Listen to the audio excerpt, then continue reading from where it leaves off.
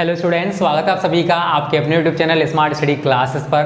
तो स्टूडेंट आज हम फिजिक्स पार्ट 1 में एक नया चैप्टर स्टार्ट करने वाले हैं जिसका नाम है वैद्युत चुंबकीय प्रेरण इलेक्ट्रोमैग्नेटिक इंडक्शन। तो आज की वीडियो को पूरा देखना क्योंकि बहुत ज़्यादा इंपॉर्टेंट चैप्टर है बोर्ड एग्जाम्स की दृष्टि से। और बहुत सारे बच्चों के कमेंट्स आते हैं कि सर हमारा सिलेबस नवंबर तक कंप्लीट होगा या नहीं होगा, हम ऑफलाइन कोचिंग भी नहीं करते और ना ही किसी अदर चैनल से पढ़ते हैं। तो मैं आप सभी को भरोसा दिलाना चाहता हूँ स्टूडेंट, देखो अभी तक हमने धोखा किसी को नहीं दिया है, ठीक है। 3 साल से हमारा चैनल रन कर रहा है और देखो आप सभी देख रहे हो कि कितने ज़्यादा फॉलोअर्स और सब्सक्राइबर्स हमारे डेली बेसिस पर बढ़ते हैं।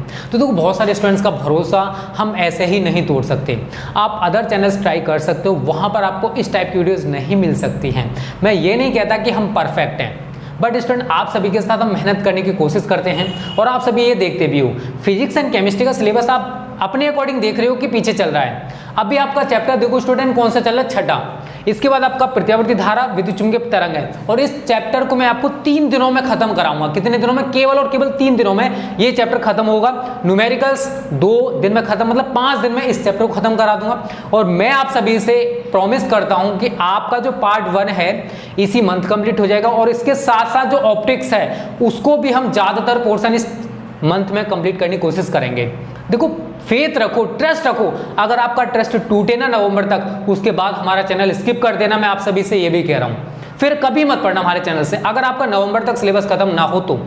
देखो स्टूडेंट इतने सारे स्टूडेंट्स का भरोसा हम ऐसे ही नहीं तोड़ सकते, बस आप ट्रस्ट रखो नवंबर तक। अगर आपका ट्रस्ट टूटता है, अगर आपका भरोसा टूटता है तो स्मार्ट स्टडी क्लासेस को अनसब्सक्राइब कर देना और किसी अदर चैनल से पढ़ लेना। ऐसे हम किसी का ट्रस्ट नहीं तोड़ते हैं, टेंशन मत लो, ठीक है। तो स्टूडेंट देखो बहुत ज़्यादा इंपॉर्टेंट टॉपिक है। मैं सबसे पहले देखो एक चीज़ आपसे कहूँगा, इस चैप्टर से यूपी बोर्ड रिवाइज्ड सिलेबस में कुछ भी नहीं हटा है, ठीक है।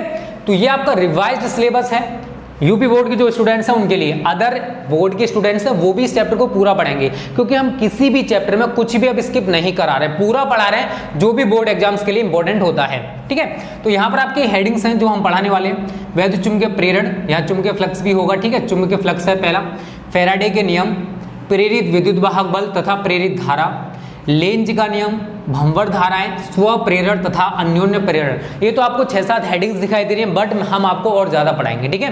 क्योंकि देखो इनसे हटकर भी बहुत सारे टॉपिक्स पूछे जाते हैं। ये तो रिवाइज्ड सिलेबस में जो लिखा हुआ था हमने आपको यहाँ पर लिख दिया है, ठीक है। तो सबसे पहले आज हम चुंबकीय फ्लक्स डिस्कस करेंगे। आपको मैं फैराडे के प्रयोग जो किए थे उसके आधार पर उन्होंने नियम बनाए थे, तो फैराडे के प्रयोग बताऊंगा, उसके बाद फैराडे के नियम भी बताऊंगा। बहुत ज्यादा इंपॉर्टेंट चैप्टर है बोर्ड एग्जाम्स की दृष्टि से, ठीक है। तो देखो सबसे पहले जानते हैं मैग्नेटिक फ्लक्स क्या होता है, चुंबकीय फ्लक्स क्या होता है। तो स्टूडेंट यहाँ पर हमने ये तल दिखाए हैं, ठीक है। ये कोई तल है, प्लेन मान लो। पहली कंडीशन जो ऊपर वाली है इस तरीके से है, अगर इस पर कोई लंब खींचेंगे और देखो चुंबकीय बल रेखा बिल्कुल सीधी सीधी निकल रही है, बिल्कुल सीधी सीधी निकल रही है, ठीक है। तो पहली कंडीशन तो आप देख रहे हो ये वाली बन रही है, मतलब जो चुंबकीय बल रेखाएं हैं और जो चुंबकीय क्षेत्र पर हम इसके तल पर कोई लंब खींचेंगे तो उनके बीच कोई भी एंगल आपको दिखाई दे रहा है? नहीं दे रहा है ना। तो यहाँ पर वेक्टर ए और वेक्टर बी एक ही दिशा में होंगे क्योंकि इनके बीच हमने कोई भी एंगल नहीं दिखाया है। क्या? कोई भी एंगल नहीं दिखाया है। और जब कोई भी एंगल नहीं होगा तो आप यहाँ पर थीटा का मान कितना यूज करोगे? 0 डिग्री। और cos 0 का मान कितना होता है? 1। तो फाई भी बराबर हमारा कितना निकल के आएगा स्टूडेंट? बी ए। क्योंकि आप सभी यहाँ देख रहे हो कि वेक्टर ए और वेक्टर बी के बीच कोई भी एंगल नहीं बन रहा है, अर्थात हमने कोई प्लेन इस तरीके से ले रखा है तो इसका क्षेत्रफल ऊपर की ओर ही दिखाओगे, ठीक है। अगर हम कोई लंब खींचते हैं इस पर तो वो ऊपर की ओर ही तो होगा, तो इसका पृष्ठ क्षेत्रफल ऊपर की ओर ही दिखाया जाएगा। और पृष्ठ क्षेत्रफल के साथ जो बल रेखाएं गुजर रही हैं, जो चुंबकीय बल रेखाएं गुजर रही हैं, कुछ इस प्रकार से गुजर रही हैं, बिल्कुल सीधी सीधी। तो चुंबकीय बल रेखाएं और ये दोनों चीज मान लो, ये पृष्ठ पर हमने कोई लंब खींच दिया है और ये हमारी चुंबकीय बल रेखा है, इनके बीच आपको कोई भी एंगल दिखाई दे रहा है? नहीं ना। तो थीटा का मान कितना लगाओगे? 0। और cos 0 का मान कितना होता है? 1। तो फाई बी का हमारा मान कितना निकल के आएगा? b × a। लेकिन अगर हमने जो पृष्ठ पर लंब खींचा है ये चुंबकीय बल रेखाओं के साथ कितना एंगल बना रहा है? थीटा। अगर थीटा कोण बना रहा है तो उस कंडीशन में हमारा जो सूत्र है स्टूडेंट ये निकल के आएगा फाई बी बराबर बी ए कोस थीटा। इसका मतलब ये है तल तो जैसा वैसे रहेगा लेकिन जो बल रेखा है कुछ इस प्रकार से टेढ़ी होकर गुजरेंगे, हम कुछ इस प्रकार से बहुत सारी बल रेखा गुजरेंगी। यहाँ पर हमने कुछ दिखा दी है, देखो ऐसे करके ये बल रेखाएं तो आपको दिखाई दे रही है सीधी मिलेगी, ठीक है ना। अब देखो कोई प्लेन अगर ऐसे रखा हुआ है तो बीच का हिस्सा तो आप दिखा नहीं सकते हो, बीच का हिस्सा मैंने स्किप कर दिया है, ठीक है। तो आप इस तरीके से बल रेखा हमारी गुजर रही है, ये चुंबकीय बल रेखाएं हैं, ठीक है। ये सारी अगर हम दूसरी कंडीशन देखें तो कुछ इस प्रकार से, पहली दूसरी, तीसरी, ऐसे करके चुंबकीय बल रेखाएं आप बहुत सारी दिखा सकते हो। तो डायग्राम आपको अपने आप बनाना है। पहली वाली कंडीशन से हम पूरी डेफिनेशन बनाएंगे कि देखो जो चुंबकीय फ्लक्स है स्टूडेंट वो है क्या। चुंबकीय फ्लक्स चुंबकीय क्षेत्र का ही गुण होता है। चुंबकीय फ्लक्स क्या है? एक चुंबकीय क्षेत्र का ही गुण है। तो चुंबकीय फ्लक्स चुंबकीय क्षेत्र का गुण होता है। और अगर हम एक समान चुंबकीय क्षेत्र वेक्टर बी में क्षेत्र के लंबवत कोई समतल पृष्ठ, अब देखो ये हमारा चुंबकीय बल रेखाएं हैं, ठीक है, ये चुंबकीय बल रेखाएं गुजर रही हैं और ये अगर आप इस प्लेन को देखोगे, तो इनके बीच आपको कितना एंगल दिखाई दे रहा है? ये वाला 90 डिग्री का एंगल है। तो मैंने यहाँ पर यही तो लिखा है, चुंबकीय क्षेत्र वेक्टर बी में क्षेत्र के लंबवत कोई समतल पृष्ठ लें जिसका क्षेत्रफल कितना है? वेक्टर ए है। तो स्केलर गुणन का मतलब जानते हो? अदिश गुणन। तो स्केलर गुणन vector B dot vector A क्षेत्रफल ए से बद्ध चुंबकीय फ्लक्स कहलाता है। अब दूसरी भाषा में भी कह सकते हो, क्या कह सकते हो? अदिश गुणन vector B dot vector A के को क्षेत्रफल ए से गुजरने वाला या क्षेत्रफल ए से बद्ध चुंबकीय फ्लक्स। मतलब आप इतनी सी डेफिनेशन बना सकते हो, जरूरी नहीं है आपको लंबी चौड़ी डेफिनेशन बनानी हो। आप यहाँ से डेफिनेशन बनाना स्टार्ट करो और इतनी डेफिनेशन बना देते हो तब भी चलेगा, बट आपको डायग्राम सही तरह दिखाना है। अगर आपने डायग्राम दिखा दिया ना तो एग्जामिनर को कुछ भी चेक करने की जरूरत नहीं पड़ेगी। वैसे है डेफिनेशन सिंपल, आपने यहाँ पर पूरा कॉन्सेप्ट क्लियर करा है कि चुंबकीय फ्लक्स जो है वो चुंबकीय क्षेत्र का गुण होता है। और अगर हम एक समान चुंबकीय क्षेत्र वेक्टर बी में क्षेत्र के लंबवत कोई पृष्ठ से कोई समतल पृष्ठ लें जिसका क्षेत्रफल कितना है? वेक्टर ए है। तो स्केलर गुणन जो होगा vector B dot vector A, इसको हम क्षेत्रफल ए से बद्ध चुंबकीय फ्लक्स कहेंगे। और इसको हम किससे रिप्रेजेंट करते हैं, किससे प्रदर्शित करते हैं? फाई बी से। तो लिखोगे इसे फाई बी से प्रदर्शित करते हैं, ठीक है। तो आप पहली वाली कंडीशन के लिए सूत्र लिख सकते हो, phi B is equal to B A, ठीक है। आगे लिखोगे यदि पृष्ठ पर खींचा गया विलंब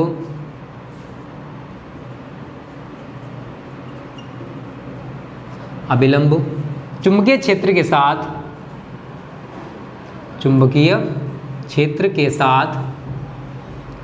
थीटा कोण बनाता है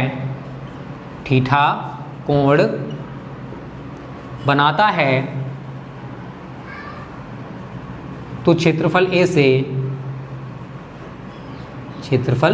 से गुजरने वाला चुंबकीय फ्लक्स। तो आप सभी के कहने पर पूरी थ्योरी हम लिखाने की कोशिश करते हैं, तो वीडियो का पूरा देखा करो। अगर हमने पृष्ठ पर कोई लंब खींच दिया और ये पृष्ठ पर खींचा गया विलंब चुंबकीय क्षेत्र के साथ कितना कोण बना रहा है? आप सभी को दिखाई दे रहा है डायग्राम में, थीटा कोण बना रहा है। तो अब इस क्षेत्रफल ए से होकर कितना वैद्युत फ्लक्स गुजरेगा, चुंबकीय फ्लक्स गुजरेगा? तो फाई बी बराबर सूत्र लिखोगे आप बी ए कॉस थीटा। आपका एक नया सूत्र बन जाएगा, ठीक है। कब बनेगा? अगर पृष्ठ पर खींचा गया विलंब चुंबकीय क्षेत्र के साथ थीटा कोण बनाता है। अगर कोई भी कोण नहीं बना रहा है तो पहली वाली कंडीशन हो जाएगी, ठीक है। तो ये हमारी पूरी डेफिनेशन क्लियर हो गई कि आखिर मैग्नेटिक फ्लक्स होता क्या है। क्लियर है ना? पहली वाली कंडीशन समझ में आ गई होगी, दूसरी वाली कंडीशन भी आपकी समझ में आ गई होगी। तो इतने का आप स्क्रीनशॉट ले लो, ठीक है। समझ में आ गया है ना? अच्छे से क्लियर है? क्लियर हो तभी बताना, ना क्लियर हो कमेंट कर देना, ठीक है। वैसे मैंने कुछ नहीं किया है, बहुत सारी चीजें सिंपल से की हैं। पृष्ठ पर खींचा गया जो अभिलंब है अगर वो चुंबकीय क्षेत्र के साथ थीटा कोण बनाता है तो इस क्षेत्रफल से होकर कितना वैद्युत फ्लक्स चुंबकीय फ्लक्स गुजर रहा है? फाई बी बराबर बी ए कोस थीटा। स्क्रीनशॉट लो, फिर मैं आगे इसके मात्रक और विमाएं आपको बताता हूँ, ठीक है। इसको मिटा देते हैं। देखो फिजिक्स है बहुत ईजी, बस समझने का प्रयास करो और आपको बहुत सिंपल वे में हम पढ़ाने की कोशिश भी आपको कर रहे हैं। अब देखो चुंबकीय फ्लक्स का मात्रक आप कैसे बनाओगे या आखिर होता क्या है तो वो मैं आपको बता दूं, ठीक है। तो यहाँ लिखोगे आप चुंबकीय फ्लक्स का मात्रक, चुंबकीय फ्लक्स का मात्रक। देखो आप इसी से बना सकते हो, आपने जो सूत्र पढ़ा है ना फाई बी बराबर बी ए, आप इसी से इसका मात्रक बना लोगे। अदरवाइज आपको इसका मात्रक लिखना है तो लिख सकते हो। इसका मात्रक आपका वेबर होता है। क्या होता है? वेबर। देखो बनाओगे कैसे? तो फाई बी बराबर बी ए मैं आप सभी को बता रहा हूँ। आपको बी चुंबकीय क्षेत्र के मैंने आपको 4 मात्रक बताए, न्यूटन प्रति ampere metre, weber per metre square, tesla and gauss, ठीक है। 4 यूनिट हैं। और मैंने आपको बताया था कि एक गॉस में 10 की पावर माइनस के 4 टेस्ला होते हैं। ठीक है, ये सारी चीज़ें मैं आपको बता चुका हूँ। तो देखो आप कैसे फाइव का यूनिट बनाओगे, तो बी का मात्रक आपको ये वाला रखना है, वेबर प्रति मीटर स्क्वायर। ए का मात्रक मीटर स्क्वायर होता है, तो वेबर आपका यूनिट ऐसे निकल के आ जाएगा, अदरवाइज आपको वेबर ही तैयार करना है। ठीक है, वेबर। आपसे पूछे चुंबकीय फ्लक्स का मात्रक क्या होता है, तो आप बता सकते हो उसको कि चुंबकीय फ्लक्स का मात्रक वेबर होता है। ठीक है, अब सीजीएस पद्धति में और आपको मैं बता देता हूँ, सीजीएस पद्धति में इसका मात्रक, सीजीएस पद्धति में चुंबकीय फ्लक्स का मात्रक, चुंबकीय फ्लक्स का मात्रक ये होता है स्टूडेंट मैक्सवेल। क्या होता है, मैक्सवेल। ठीक है, क्रिकेटर मैक्सवेल नहीं है ये, ठीक है, यूनिट वाला मैक्सवेल है। और आपको एक चीज़ और याद रखनी है, देखो एक मैक्सवेल में, मैक्सवेल में 10 की पावर 8 वेबर होते हैं। ठीक है, कितने वेबर होते हैं, 10 की पावर 8 वेबर होते हैं। अगर आपसे कोई पूछता है कि एक मैक्सवेल में कितने वेबर होते हैं, तो 10 की पावर 8 वेबर होते हैं। क्लियर है, तो चुंबकीय फ्लक्स का मात्रक वेबर होता है। अगर आप एमकेएस सिस्टम में देखना चाहते हो तो लिख सकते हो एमकेएस पद्धति में मात्रक। कैसे बनाओगे, अरे समझो यार, मैं हूं ना आप सभी के साथ। देखो फाइव बराबर क्या था, बी इंटू ए, तो बी का मात्रक क्या होता है, न्यूटन प्रति एम्पियर मीटर, और ए का मात्रक क्या होता है, मीटर स्क्वायर। मीटर से आप मीटर को काट दोगे तो क्या बचा, न्यूटन मीटर प्रति एम्पियर। अब देखो यहाँ पर हम न्यूटन को भी तोड़ेंगे, बल का मात्रक न्यूटन होता है, बट न्यूटन की जगह हम एक और चीज़ लिखते हैं। अगर आपको पता होगा तो अच्छी बात है, नहीं पता तो लिख सकते हो। एफ बराबर एम इंटू ए होता है। एम का मात्रक क्या होता है, किलोग्राम, और त्वरण का मात्रक क्या होता है, मीटर प्रति सेकंड स्क्वायर। और इस पूरे की जगह हम लिख देते हैं न्यूटन। क्या लिख देते हैं, न्यूटन। और आपने पढ़ा होगा कि सीजीएस पद्धति में बल का जो मात्रक है वो डायन होता है। तो ये सारी चीज़ें छोटी छोटी हैं, आपको पता होनी चाहिए।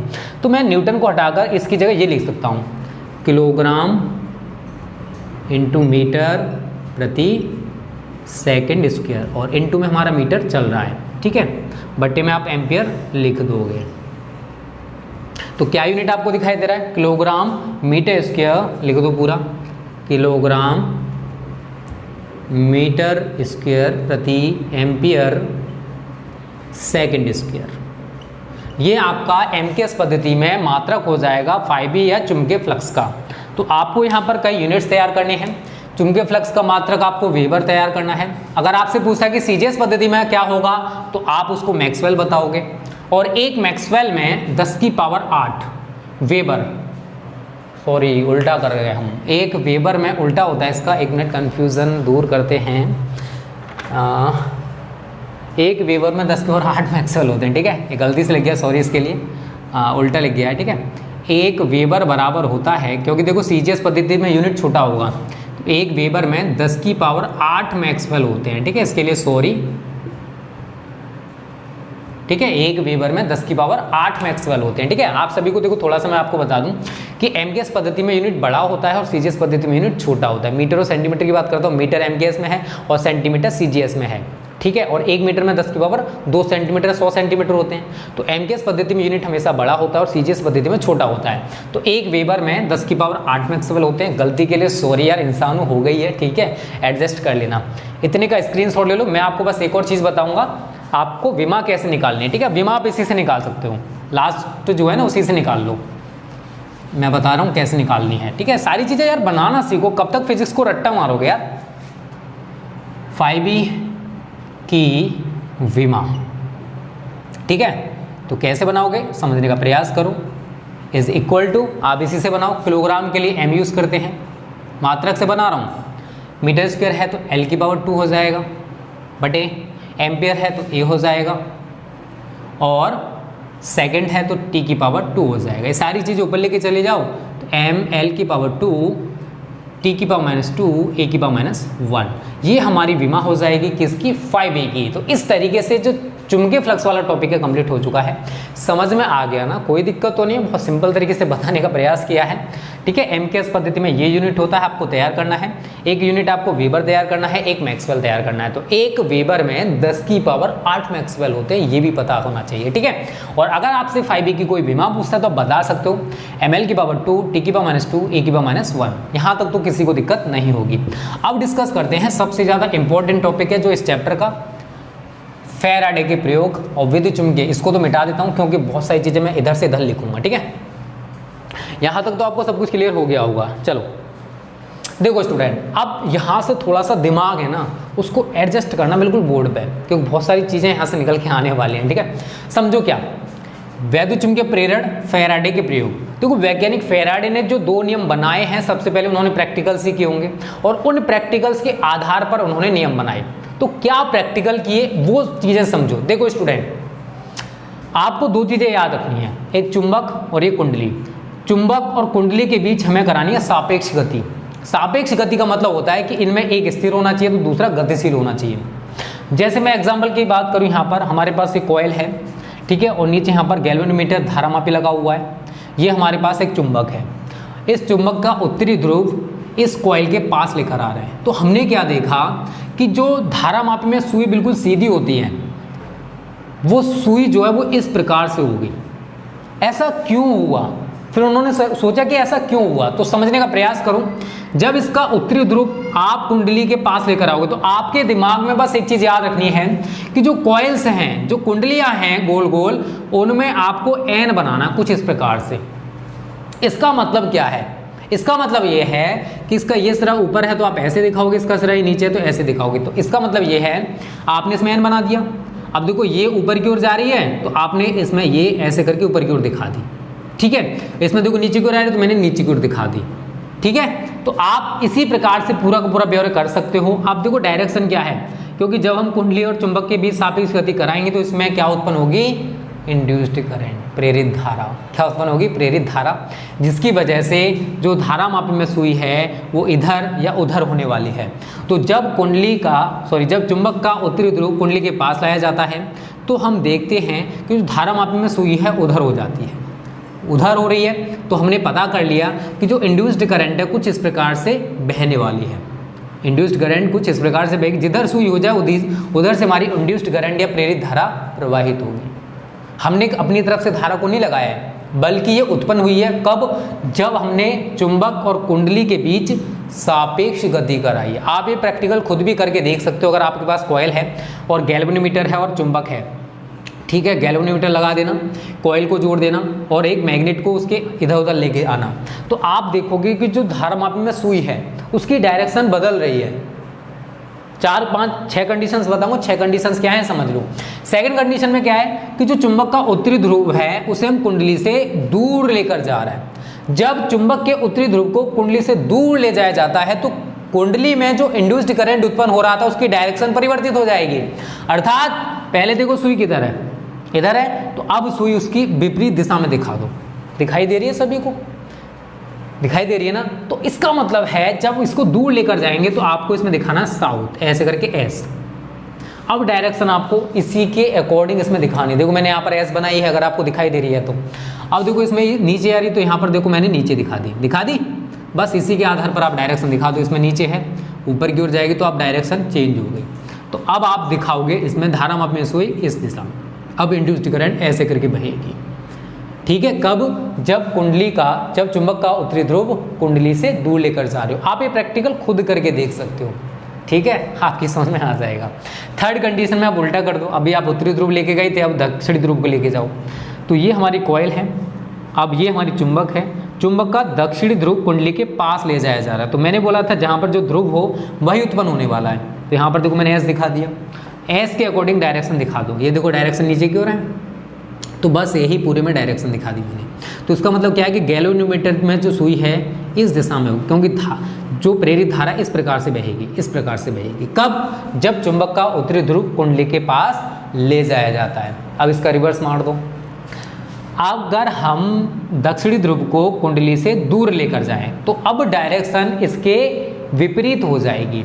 अभी तक हमने देखा कि डायरेक्शन प्रेरित धारा की ऐसे थी, तो अब इसमें उल्टी हो जाए कुछ इस प्रकार से। और किस टाइप से होगी आप एन बना के देख लो, आप एन के अकॉर्डिंग इसमें डायरेक्शन दिखा देना, आप भूलोगे नहीं, जो मैं पॉइंट्स बता रहा हूँ वैसे ही तैयार करना है। एन बना दी तो देखो एन की तरह डायरेक्शन धारा बहेगी, देखो दिखाई दे रहे सभी को। इसमें ऊपर की ओर, सॉरी गलती से इसमें इधर लग गई है, ठीक है। तो हर चीज़ इजी होती है स्टूडेंट, बस समझने का प्रयास करो। क्या करो? समझने का प्रयास करो। देखो अब यहाँ पर एन के अकॉर्डिंग डायरेक्शन दिखाओगे तो यहाँ पर देखो नीचे की ओर है, फिर यहाँ पर जाएगी आपकी ये कुछ इस प्रकार से, ठीक है। यू करके घूम रही है, ठीक है ना। तो यहाँ से आपकी ऐसे करके दिखा दोगे इसे, देखो ये देख रहे हो ना आप, यहाँ पर ऊपर की ओर यूँ घूमेगी धारा आपकी, देख रहे हो यूँ घूम रही है, यहाँ से यूँ आएगी, देखो ऐसे करके ऐसे करके ऐसे करके ऐसे करके। तो ये हमारी जो डायरेक्शन है, अब देखो हमने इसको धारामापी को उसी डायरेक्शन में दिखा दिया, ठीक है। गलती से थोड़ा सा हो गया था मिस्टेक। तो इसमें हमने क्या किया कि जो चुंबक का दक्षिणी ध्रुव है उसे हम कुंडली से दूर लेकर जा रहे हैं, तो हमारी ये वाली कंडीशन बनेगी। है कुछ नहीं, पहली वाली कंडीशन में क्या किया हमने कि चुंबक का उत्तरी ध्रुव कुंडली के पास लेकर गए, तो जब एन को लेकर जाओगे तो एन ई आप कॉइल में दिखा दो, आपको इंड्यूस्ड करंट की जो डायरेक्शन है वो पता चल जाएगी। जब आप दूर लेकर जाओगे तो अब जो डायरेक्शन है वो परिवर्तित हो जाएगी।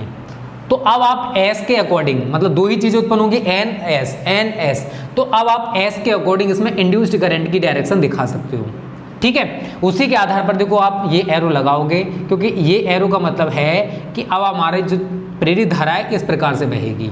अगर मैं इसकी बात कहूँगा तो इस प्रकार से बहेगी, क्योंकि ये हमारा गैल्वेनोमीटर बता रहा है डायरेक्शन को, ठीक है। सेम यहाँ पर हमने किया, जब कुंडली का दक्षिणी ध्रुव, हम चुंबक का दक्षिणी ध्रुव कुंडली के पास लेकर गए तो हमने देखा कि कुंडली में जो कॉइल्स लगी हुई है उसमें एस के अकॉर्डिंग धारा प्रवाहित हो रही है, प्रेरित धारा उत्पन्न हो रही है। तो एस के अकॉर्डिंग हमने डायरेक्शंस को दिखा दिया। और जब विपरीत साइड में लेके जाओगे, अर्थात दक्षिणी ध्रुव को कुंडली से दूर लेकर जाओगे, तो अब डायरेक्शन पहले के विपरीत हो जाएगी, ठीक है। तो आपने यहाँ पर डायरेक्शन को एन के अकॉर्डिंग दिखा दिया। 4 डायग्राम तो हमारी ये बन गई। 5वें 6ठे डायग्राम मैं स्टूडेंट यहाँ पर बनाने वाला हूँ, ठीक है, उन्हें भी आप समझ लो। ये हमारा मैग्नेट हो गया, ये हमारा कॉइल हो गया, नीचे हम दिखाएंगे गैल्वेनोमीटर को। क्या दिखाएंगे? गैल्वेनोमीटर या धारामापी को। अब देखो स्टूडेंट, इसका एन मान लो मैंने और ये इसका एस मान लो। इसमें क्या है, गैल्वेनोमीटर में हमारे रखा हुआ है। 5वीं कंडीशन में क्या है, कुंडली और चुंबक, चुंबक एवं कुंडली दोनों स्थिर हैं, कुंडली दोनों स्थिर हैं। अगर दोनों स्थिर होंगे तो कुंडली में कोई भी इंड्यूस्ड करंट या प्रेरित धारा उत्पन्न नहीं होगी। ये भी स्थिर है और ये भी स्थिर है, तो क्या इसमें कोई भी इंड्यूस्ड करंट उत्पन्न होगा? नहीं। लेकिन अगर हमने इसको स्थिर रखा और इसको गति कराई तो इसमें प्रेरित धारा उत्पन्न होगी। इस चीज को आप सभी को याद रखना है। एक और डायग्राम मैं आपको बना के दिखाऊंगा यहाँ पर। हम या आप एन दिखा दो या आप एस दिखा दो, बस समझ लो, रटना नहीं है यार, समझना है। यहाँ पर आपका गैल्वेनोमीटर लगा हुआ है। इस वाली में क्या करेंगे, हम दोनों को समान वेग से गतिशील कराएंगे। समान वेग से दोनों गतिशील हैं, ये मैग्नेट है, ये कॉइल है, दोनों समान वेग से आगे बढ़ रहे हैं। जब दोनों समान वेग से आगे बढ़ेंगे तब भी कोई भी इंड्यूस्ड करंट उत्पन्न होगा नहीं होगा। तो इस पॉइंट्स को भी आप याद रखोगे। ये 6ठा पॉइंट है। कुंडली, चुंबक एवं कुंडली, चुंबक एवं कुंडली दोनों समान वेग से गतिशील हैं, ठीक है। तो आपने यहाँ पर 6 पॉइंट्स को देखा, तो आपने 6 पॉइंट्स देखे। पहली कंडीशन ये थी, फिर दूसरी ये थी, तीसरी ये थी, चौथी ये थी। 5वीं और 6ठी में क्या है कि चुंबक एवं कुंडली को पहली कंडीशन में हमने दोनों को स्थिर रखा है। 6ठी कंडीशन में हमने क्या किया, चुंबक और कुंडली को समान वेग से गति कराई। दोनों के बीच एक डिस्टेंस था, ये चुंबक है, ये कुंडली है, दोनों को फिर हमने क्या किया, समान वेग से गति कराई। तब भी इसमें कोई भी इंड्यूस्ड करंट या प्रेरित धारा उत्पन्न नहीं होगी। कब उत्पन्न होगी? जब एक स्थिर है, दूसरा गतिशील है। तभी इसमें इंड्यूस्ड करंट उत्पन्न होने वाला है। कोई किसी को भी स्थिर कर दो, ये नहीं है कि आपका कॉइल ही स्थिर रहेगा, मैग्नेट को भी स्थिर कर सकते हो, फिर भी आप कॉइल को लेके आओगे, फिर भी इंड्यूस्ड करंट उत्पन्न होगा। तो अब हम विद्युत चुंबकीय पीरियड की डेफिनेशन कैसे बनाएंगे, तो आप यहां पर लिखोगे जब चुंबक एवं कुंडली के बीच, चुंबक एवं कुंडली के बीच सापेक्ष गति होती है, सापेक्ष गति होती है, तो कुंडली में चुंबकीय फ्लक्स परिवर्तन के कारण, चुंबकीय फ्लक्स परिवर्तन के कारण विद्युत वाहक बल उत्पन्न हो जाता है, विद्युत वाहक बल उत्पन्न हो जाता है। यदि परिपथ बंद है, यदि परिपथ बंद है तो कुंडली में वैद्युत धारा बहने लगती है, वैद्युत धारा बहने लगती है। इस प्रकार उत्पन्न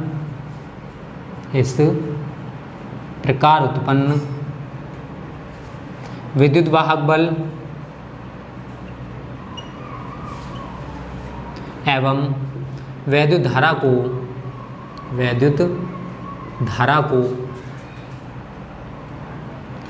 प्रेरित विद्युत क्रमशः, या क्रमशः लगा लें, ठीक है ना, क्रमशः प्रेरित विद्युत वाहक बल,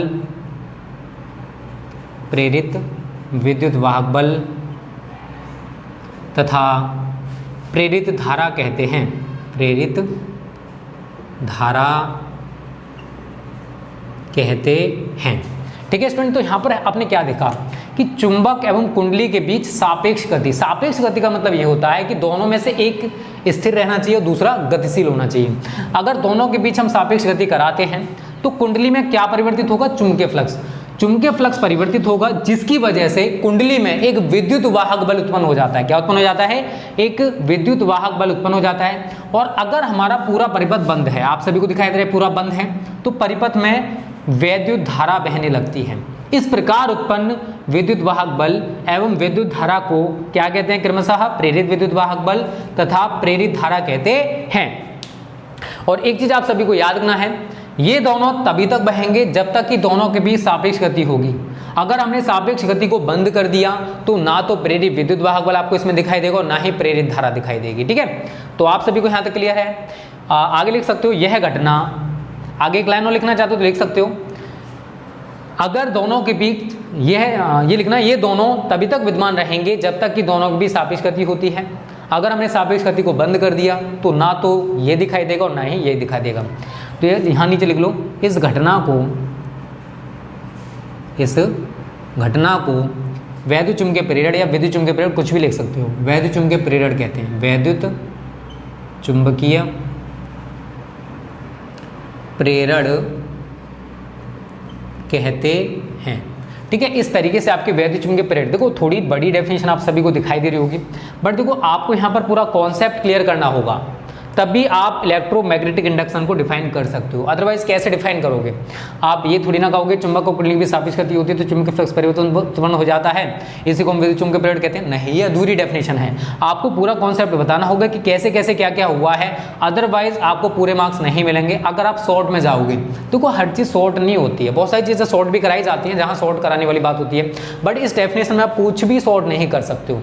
अगर आप बोर्ड की कॉपी पे इसको लिख के आओगे ना तो 2-2.5 लाइन में आपका पूरा डेफिनेशन क्लियर हो जाएगा, 2 से 2.5 लाइन से ज़्यादा नहीं जाएगा। ठीक है, तो ये स्टूडेंट आपके फैराडे के प्रयोग, और फैराडे के प्रयोग के आधार पर हमने वैद्युत चुंबकीय प्रेरण की परिभाषा को बना दिया। तो सिंपल है कुछ नहीं, बस समझने का प्रयास करना कि कैसे कैसे इनमें परिवर्तन हो रहा है।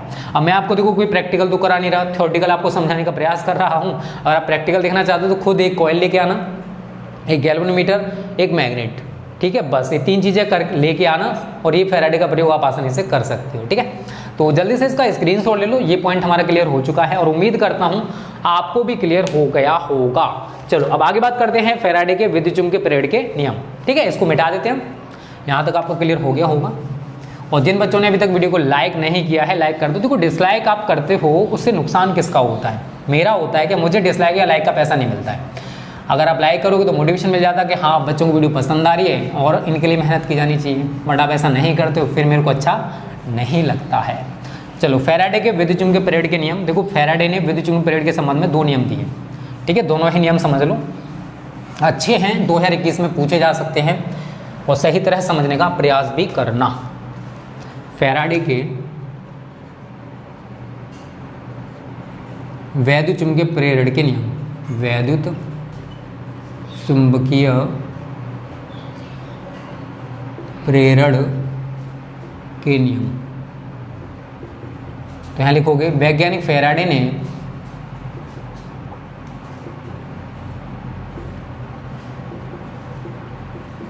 वैद्युत चुंबकीय प्रेरण के संबंध में, वैद्युत चुंबकीय प्रेरण के संबंध में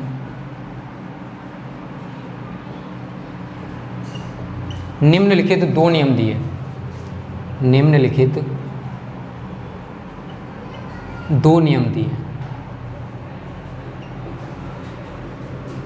ठीक है। इंपॉर्टेंट है, समझना सही तरह।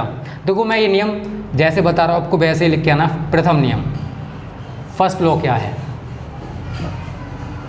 इस नियम के अनुसार देखो डेफिनेशन सभी, देखो इतने सारे टीचर्स होते हैं, सभी आपको डिफरेंट ही पढ़ाएंगे, ठीक है। किसी भी टीचर की डेफिनेशन किसी से नहीं मिलेगी क्योंकि हर एक का तरीका अलग होता है। तो लिखोगे इस नियम के अनुसार, इस नियम के अनुसार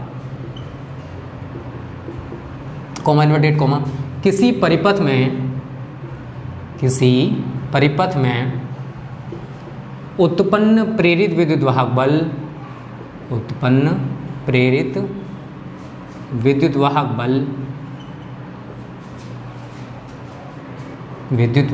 बल चुंबकीय फ्लक्स परिवर्तन की, चुंबकीय फ्लक्स परिवर्तन की ऋणात्मक दर के बराबर होता है, ठीक है। क्लियर है? अगर कोई सर्किट है, अगर कोई परिपथ है, तो उसमें जो प्रेरित विद्युत वाहक बल उत्पन्न होगा वो चुंबकीय फ्लक्स परिवर्तन की ऋणात्मक दर के बराबर होता है। इसका मतलब क्या? आगे लिखोगे यदि डेल्टा टी समय में चुंबकीय फ्लक्स में परिवर्तन, चुंबकीय फ्लक्स परिवर्तन डेल्टा फाई बी हो तो, ठीक है। तो डेल्टा टी समय में चुंबकीय फ्लक्स में कितना परिवर्तन हो रहा है स्टूडेंट? Delta phi B. तो आप लिखोगे E is equal to minus delta phi B upon delta T. क्यों लिखोगे?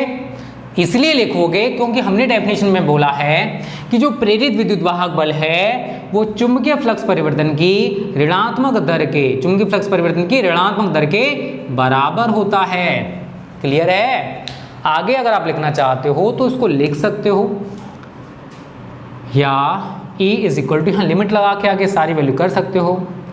माइनस को तो रहने देना, ठीक है, नहीं तो आप ऐसे लिख लो limit delta t goes to 0 minus delta phi B upon delta t. आगे इसको करोगे तो minus D phi B upon D t, ठीक है। इसको आप इस तरीके से भी लिख सकते हो, चलेगा, क्योंकि यहाँ पर हमने लिमिट लगा दी कि जो टाइम लिया गया वो लगभग 0 के समान है। आगे लिखोगे यदि कुंडली में फेरों की संख्या कैपिटल N हो तो, अगर कुंडली में, जो कुंडली हमने ले रखी है उसमें फेरों की संख्या कितनी स्टूडेंट? कैपिटल N है। तो आप यहाँ पर क्या करोगे? E is equal to minus N delta phi B upon delta T. आपका ये भी एक सूत्र बन जाएगा। आगे इसी को लिखना थोड़ा सा और समझ लो, या E is equal to minus delta bracket में ले लो N phi B upon delta T. कुछ नहीं किया है, ये जो डेल्टा था मैंने इसको बाहर ले लिया और N को अंदर लेके गया, तो ये लिखा जा सकता है। आगे लिखना N फाई बी को फ्लक्स ग्रंथिताओं की, नाम याद रखना इसका, ठीक है ना, बच्चे बहुत ज़्यादा कंफ्यूज रहते हैं। फ्लक्स ग्रंथिताओं की संख्या कहते हैं। इसका मात्रक वेबर टर्न होता है, वेबर टर्न, ठीक है, इसको भी याद रखना सभी, अब वेबर टर्न होता है, ठीक है। इस पॉइंट को आप अच्छे से पढ़ लेना। ये हमारा पहला नियम जो वो कंप्लीट हो चुका है कि अगर कोई सर्किट है उसमें जो प्रेरित विद्युत वाहक बल उत्पन्न होगा वो चुंबकीय फ्लक्स परिवर्तन की ऋणात्मक दर के बराबर होता है। अगर हम डेल्टा टी समय में चुंबकीय फ्लक्स हमारा कितना परिवर्तित हो रहा है, डेल्टा फाई बी, तो ई बराबर हमारा सूत्र बढ़ेगा minus delta phi B upon delta t. या अगर हमने यहीं पर लिमिट लगा दी, e is equal to limit delta t goes to 0 minus delta phi B upon delta t, ठीक है। तो अब लिमिट जब आपने लगा दी तो आप यहाँ पर minus D phi B upon D T कर दोगे। ये आप सभी को पता होगा अगर आप पढ़ रहे हो तो। अगर हम कुंडली में फेरों की संख्या को माने कैपिटल एन है तो कुछ नहीं करना, इस एन का गुणा कर दो इसमें, तो ई बराबर minus N delta phi B upon delta T आपका हो जाएगा। इस एन को अगर मैं फाई बी के इक्वल में ले जाऊँ, इस एन फाई बी लिखूँ मैं इसको, तो एन फाई बी का हमने यहाँ पर एक नाम दे दिया, मैंने नहीं दिया है, ठीक है, जिन्होंने दिया होगा। एन फाई बी को हम फ्लक्स ग्रंथिताओं की संख्या कहते हैं और इसका जो मात्रक है वो भी आप सभी को याद रखना है, वेबर टर्न होता है। ये हमारा पहला नियम है, फैराडे का पहला नियम है, बहुत सिंपल सा है, कुछ भी नहीं है। बहुत सारी चीज़ें ऐसी है स्टूडेंट जो आपको क्लियर हो गई होंगी, कुछ चीज़ें अगर डाउटफुल हैं तो आप कमेंट कर देना, नेक्स्ट वीडियो में क्लियर करा देंगे, टेंशन मत लिया करो, ठीक है। अब देखो मैं आपको फैराडे का जो सेकंड लॉ है वो भी बता देता हूँ। द्वितीय नियम, सेकंड लॉ क्या कहता है, सिंपल सा है, बस उसमें आपको थोड़ा सा कॉन्सेप्ट समझना है। द्वितीय नियम, द्वितीय नियम, तो यहां लिखोगे इस नियम के अनुसार, इस नियम के अनुसार, कॉमा इन्वर्टेड कॉमा, किसी परिपथ में उत्पन्न प्रेरित विद्युत वाहक बल, प्रेरित विद्युत वाहक बल अथवा प्रेरित धारा की दिशा, अथवा प्रेरित धारा की दिशा सदैव ऐसी होती है, सदैव ऐसी होती है कि यह उस कारण का विरोध करती है, उस कारण का विरोध करती है जिससे कि यह